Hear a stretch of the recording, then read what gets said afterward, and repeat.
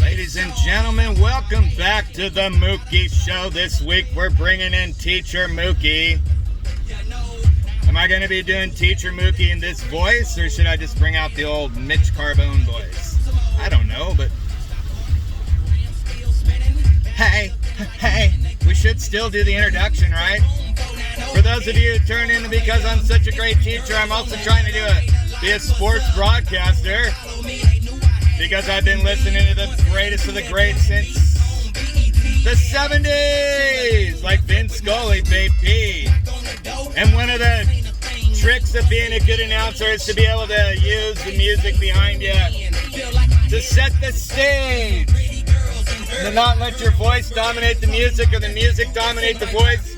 And this would be an introduction where we bring the stars to us and we demand to be brought to the stars, where we're fulfilling our destiny to create our own journey, to link to other journeys, and we demand to manifest our destiny here on the Mookster Show.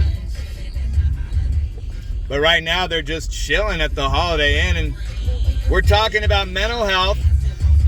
And if I had schools, I am a teacher, but I've been told not to affiliate myself with my district because of my crazy theories. So let's stick to what I know always. I'm sorry, but I have a theory about having solved Alzheimer's. I'm sorry, and I won't say what district I'm from because they ain't gonna get no credit if I do. I mean, they may have the best teacher in the world who knows how to, yes, if I did open schools, I'm not going to promote use of psychedelics. And because I said I could do a trial for people if they got HGH from their doctors, because that was the only legal one I could see at the time, because I do believe HGH could help.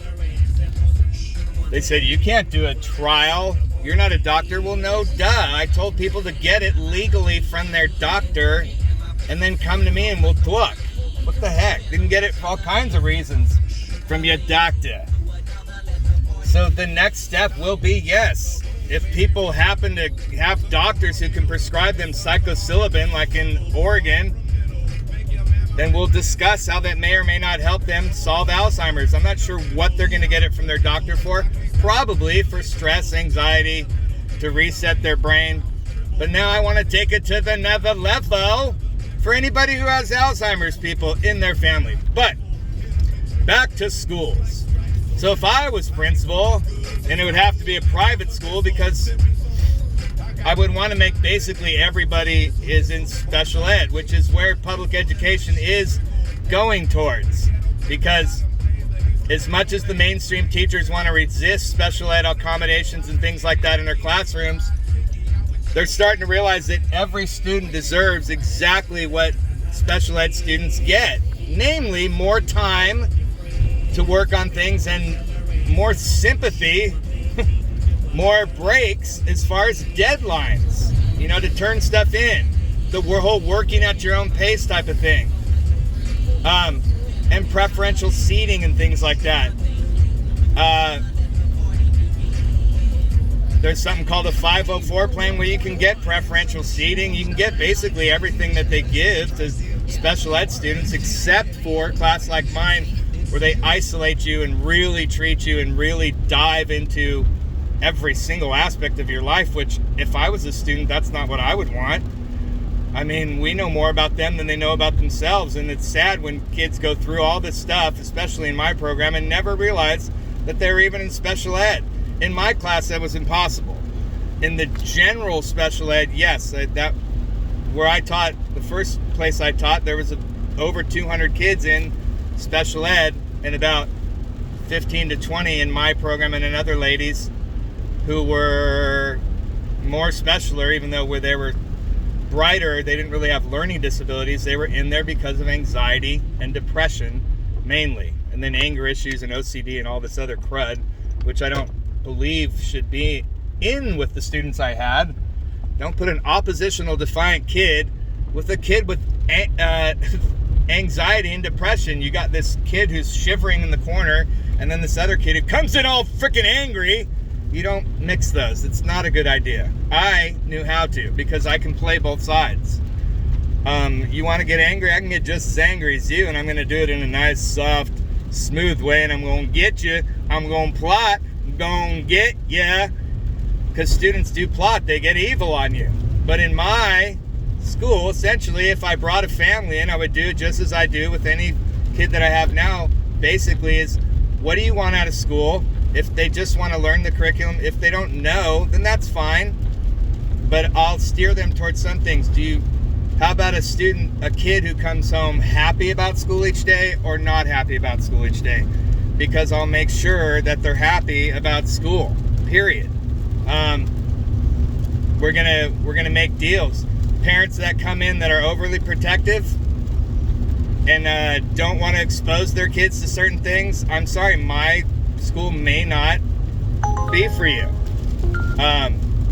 I'm not saying we're going to study. Pickup at Avis Car Rental. Just ahead, make a U-turn to stay on Oak Everything's Avenue, sort of on the table, but it would be geared towards. It would be high school age. In the left lane, make a U-turn to stay on Oak Avenue Parkway. A completely open mind. And the benefit to you is it's going to be cheap. It's going to get rid of mental health problems for your kids and probably your family. So the family gets exposed, essentially. If you came and you brought a kid to my school and you wanted, and they say it was an illustrious school and they learn all these great scientific things and oh my God, he cures all this stuff, but we got to go in and we got to reveal our family problems. Well, it's really not like that, because in general, people do want to spew about their family problems. They just pick a black sheep that they just pick on. This guy was crazy. I don't want to be like him. Okay, well, let's examine. Why was he crazy? What did the family do that made him feel isolated? Well, we didn't do anything. We just invited him in. Okay, well, that's fine too. But you analyze it and you see, you don't just discount black sheep in your family, and you don't just throw away parents, because you can't throw away anybody. What you do is you take what you liked about them, you embrace it. On Riley Street. And so you have to find something you like about each family member you have, and then you take what you don't like and you throw it away. So parents that come in with the idea that I didn't graduate and my dad didn't do much for me, so I'm doing everything I can possibly do for my kid to get them to graduate, and now they're in special ed. I always got the leftovers of this stuff. I had parents that had great intentions. They wanted to give to their kids what they didn't get, and they just totally bumbled it. Maybe their dad had a point when he said you don't need to go to school, or school sucks, or this about school. Maybe he had a point. But then there's the other side of school where it could be beneficial to you if you have this sort of personality. So I don't want parents who are pushing their kid because they didn't get it. And I don't want parents that are just like, okay, you do it all for yourself, which is fine. At a school like mine, I wouldn't be one of those principals that demands parent participation. A lot of private schools do. I wouldn't. I'd invite it, and I'd want them to be sure. I'd want them to help coach and things like that. And I wouldn't want most of it from the inside, but I would incorporate plenty of what public schools do, which, yes, is take the chance and hire virtual unknowns for certain positions. But like background checks and stuff, mine would be way more thorough than a traditional background check in schools, because they just look for certain felonies and this and that. My background check would be pretty extensive, but it would involve, obviously, the interviews. Involve sort of a psychological interview that they do with police to determine, and I guess it doesn't do that good, to determine whether they're capable of dealing with the stresses that are on the job. So that's what I want as far as staff members, that I would have staff members that could deal with the stresses of being a teacher, because it's very, very hard. And then those types of teachers would be able to teach families how to deal with the stresses of education and having kids go to school and the pressures that come with that and what they want to be done with it. But as far as overall objective, if you're looking to create wealth for your kids, I could help you do that. If you're looking, so it's going to be up to the parents. If you're looking to, we can work with it. We do kind of want the kids to sign off, but they don't have to. because ultimately parents do choose what they want for their children.